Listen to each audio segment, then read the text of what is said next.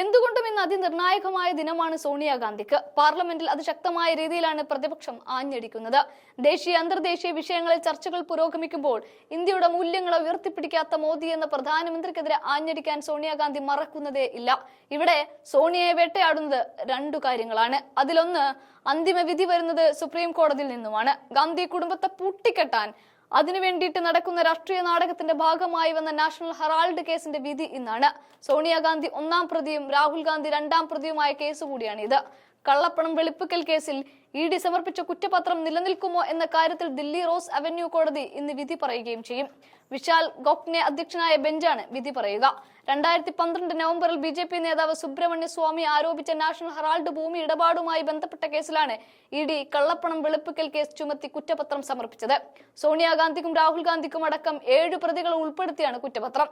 എന്നാൽ ഇത്തരം കേസുകൾ കൊണ്ടൊന്നും തന്നെ ഒതുക്കാനാവില്ല എന്ന് കാണിക്കുകയാണ് സോണിയാഗാന്ധി എന്നും നമുക്കിന്ന് കാണാൻ സാധിച്ചു. ഇന്ത്യയുടെ മൂല്യങ്ങളും എക്കാലത്തെയും മുറുകെ പിടിക്കുന്ന സോണിയാഗാന്ധിക്ക് ഗസയുടെ കാര്യത്തിൽ മോദി എടുക്കുന്ന നിലപാടുകളോട് ഒട്ടും യോജിക്കാനും സാധിക്കില്ല.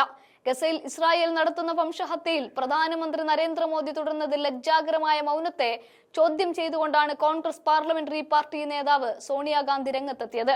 ഗസയിലെ ജനതയ്ക്ക് അനുകൂലമായി ഇന്ത്യ വ്യക്തവും ശക്തവുമായ നിലപാട് സ്വീകരിക്കണമെന്ന് അവർ ആവശ്യപ്പെടുകയും ചെയ്യുന്നുണ്ട്. ഇസ്രായേലിന്റെ നടപടി അപരിഷ്കൃതവും വംശഹത്യവുമാണ്. ഗസ വിഷയത്തിൽ പ്രധാനമന്ത്രിക്ക് വ്യക്തമായ നിലപാടില്ലാത്തത് നമ്മുടെ ഭരണഘടനാ മൂല്യങ്ങളോടുള്ള ഭീരുത്വപരമായ വഞ്ചനയാണ് എന്നും സോണിയാഗാന്ധി കുറ്റപ്പെടുത്തി. തിങ്കളാഴ്ച ഹിന്ദി ദിനപത്രമായ ദൈനിക് ജഗരണിയിൽ പ്രസിദ്ധീകരിച്ച ലേഖനത്തിലാണ് മോദിയെയും കേന്ദ്ര സർക്കാരിനെയും സോണിയ കടന്നാക്രമിക്കുന്നത്. 1974 അന്നത്തെ പ്രധാനമന്ത്രി ഇന്ദിരാഗാന്ധിയുടെ നേതൃത്വത്തിലാണ് ഫലസ്തീൻ ലിബറേഷൻ ഓർഗനൈസേഷൻ അംഗീകരിക്കുന്ന ആദ്യ അറബ് ഇതര രാജ്യമായി ഇന്ത്യ മാറിയത്. 1988 ഫലസ്തീൻ രാഷ്ട്രത്തെ ഔദ്യോഗികമായി അംഗീകരിക്കുന്ന ആദ്യ രാജ്യങ്ങളിലൊന്നായി ഇന്ത്യ മാറുകയും ചെയ്തു. നേതൃത്വത്തിനു വേണ്ടി ഗ്ലോബൽ സൗത്ത് വീണ്ടും ഇന്ത്യയിലാണ് പ്രതീക്ഷ അർപ്പിക്കുന്നത്. ഇന്ത്യ വളരെ കാലമായി കാത്തുസൂക്ഷിക്കുന്ന ഈ പൈതൃകത്തിനു വേണ്ടി മോദി വ്യക്തതയോടെയും നിർഭയമായും നിലകൊള്ളണമെന്നും മുതിർന്ന കോൺഗ്രസ് നേതാവായ സോണിയാഗാന്ധി ഇവിടെ പറഞ്ഞു വെക്കുകയും ചെയ്യുന്നുണ്ട്. 2023 ഒക്ടോബർ 7 ഹമാസ് ഇസ്രായേലിനെതിരെ നടത്തിയ ആക്രമണങ്ങളെയോ ഇസ്രായേലികളെ ബന്ദികളായി തടവിൽ വെക്കുന്നതിനെയോ ഒരു നിലക്കും ന്യായീകരിക്കാനാവില്ലെന്നും അവർ വ്യക്തമാക്കി. ഗസ ദുരന്തത്തിൽ നിശബ്ദ കാഴ്ചക്കാരായി മോദി സർക്കാർ എന്ന തലക്കെട്ടിലാണ് ലേഖനം പ്രസിദ്ധീകരിച്ചത്.